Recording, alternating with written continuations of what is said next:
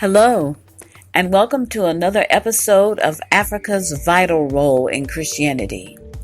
And I am your host, yours truly, Kathy Lucas. I'm wishing everyone a happy new year. And despite the challenges that we experienced with the year 2020, I am so thankful for all the lessons that have been learned that has grown my faith in God on a much deeper level. As Christians, it is fundamental that we learn from our crises so that we can become stronger. We realize that He is God no matter what. As you take this journey with me today, I will present information that I feel will be a first for most of my listening audience. But I really do have some awesome information to share. We will discuss some of the women biblical characters who were indeed African, and many of the Old Testament scholars, particularly European scholars of the 18th, 19th, and the 20th century, had written their books and commentaries on the Old Testament from the perspective that there were no people of color mentioned in the scriptures. And I know that I reiterate this on many of my podcasts, but I just feel like it's so necessary when it's undeniable that Africa is intentionally being left out. So we have to correct that. And that leads to another concern, because we as blacks don't see ourselves in the Bible. And you may ask, why is this so? Why wouldn't black people want to see themselves in the Bible? Well, I feel that one of the major reasons is because Christianity over centuries has been overwhelmed with white images to represent iconic biblical characters, and people of color just simply feel, left out. But despite the lies and the misrepresentation, many black and white Christian scholars have strong evidence that refutes Eurocentric bias. Black people have always had a great presence in the Bible, and we are not an afterthought of God. The Master believes in inclusion for all of His people, and His incomparable love covers His entire creation. So are you ready to take this journey with me? Come on, let's go. We will begin with Pharaoh's daughter, a Hamitic Egyptian princess whose name was Thermuthis, according to the Afro-Asiatic historian Flavius Josephus. She was a daughter of Pharaoh Seti I during the time of the Hebrew Edenic Israelites were slaves in Egypt. It was she who would save the life of the Hebrew infant Moses, who later led the captive Israelites from Egypt during the reign of Ramesses. Next, we'll talk about Hagar. You do remember her, don't you? Here's some very interesting details about her. Hagar was an Egyptian slave girl given to Abraham by Pharaoh. She became the mistress to Abraham and gave him a son who was called Ishmael. Ishmael became the father of the Arabic nation. This son and his mother were thrown out of the house of Abraham at the request of Sarah, Abraham's wife. The Hagarites grew to be a powerful, strong nation. And did you know that they are here with us today and occupy the country south of Palestine from the sea to the Euphrates? Today there is much confusion about the land of the original Hagarites. Modern-day Israel was given much of their land by the United Nations in 1948. This contention has resulted in many conflicts. We can see where they would cause problems. Next, we'll discuss Queen Candace. The Candaces ruled Ethiopia as queens during the time of Jesus Christ. The name is a royal title. And this particular Candace was descended from a long line of Candaces.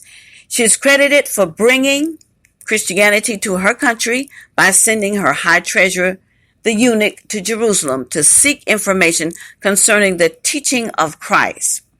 And according to the secular historians, the Candaces were buried in pyramids like the pharaohs.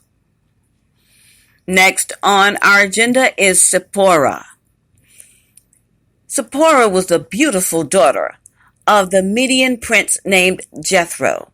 It was during the time of Moses, exiled from Egypt from having killed Pharaoh's guard, that Zipporah and 7 of her sisters went to the well to draw water for her father's flock.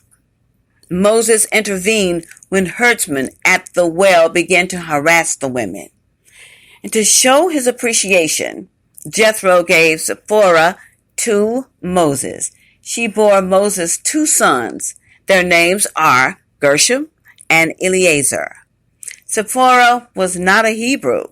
Therefore, it was a while before she was able to accept many of their customs. And we will speak on Rahab. This woman was a Canaanite from the notorious city of Jericho, which was close to other Hamitic cities such as Jerusalem, Gibeon, and Beeroth.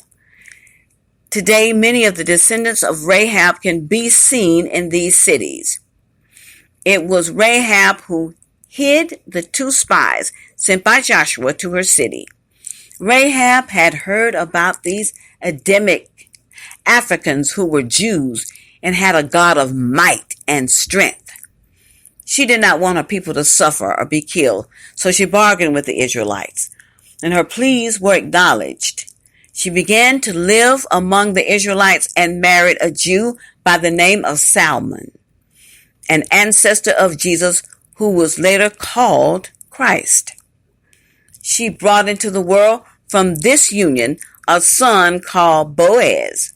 And before I continue, what I'd like to say next, and for those who are beginning in the faith and my non-Christian listeners, I would like to add that besides Rahab, the other iconic women in the Bible were Tamar, Ruth, and Bathsheba, who are also included in the ancestry of Jesus Christ. And last but not least, we will discuss the Queen of Sheba. This Queen of Sheba, also known as Makeda, was from the country of which is today called Yemen. The people of this area have always been a black, Hamitic, and Shemite people. Yemen is located in southern Arabia, just a stone's throw away from the Horn of Africa. This location was populated by Sheba and Dedan, 2 grandsons of Cush, Ethiopia. The Queen of Sheba was also desirous to meet King Solomon after hearing about his wisdom from abroad. She was welcomed in Solomon's courtland, and an affair between the 2 of them resulted in a son who was later called Menelik I. She was remembered by Jesus Christ in his teachings when he referred to her as the Queen of the South. And I will also add that you will find this account of the Queen of Sheba and King Solomon and son Menelik I in the Kebra Nagast. I do hope that you have enjoyed today's presentation. I chose 6 African women to showcase for today's podcast, but there are many more in the Bible. And we can rightfully sum up that these beautiful African women of God as faithful, full of courage, and a willingness to serve Jehovah God despite the challenges. We as female believers can follow the examples as we are active in our earthly Christian journeys. Their courage is a conviction to which we should all strive for. And today's resources include the original African Heritage Study Bible by Dr. Kane Hopefelder, General Editor, Dr. Dan Rogers, Evidence of Black Africans in the Bible, Kebernagask, Queen of Sheba. I'm always interested to know what your thoughts are. If you have any information on this topic, please do share. I'm always willing to learn and be educated on this subject. Also, if you desire, I would gladly accept donations at my Cash App, $doll489, or my PayPal address, which is kathyterry480@hotmail.com, so that I can continue to get the good news out there and save souls. I hope that you would join me again, and I want to thank you for being a part of my podcast presentation, and thank you for taking this journey with me. We will talk to you soon, and God bless you. Thank you. Bye-bye.